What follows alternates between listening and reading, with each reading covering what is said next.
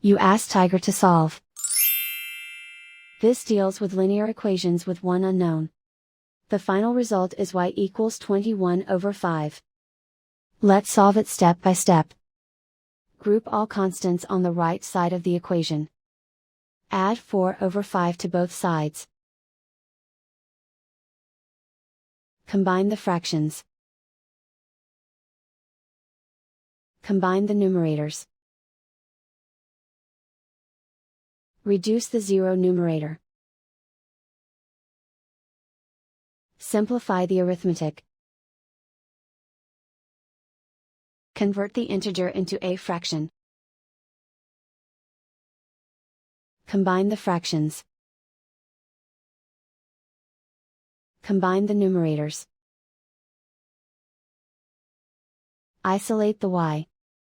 Divide both sides by 4. Simplify the fraction. Simplify the arithmetic.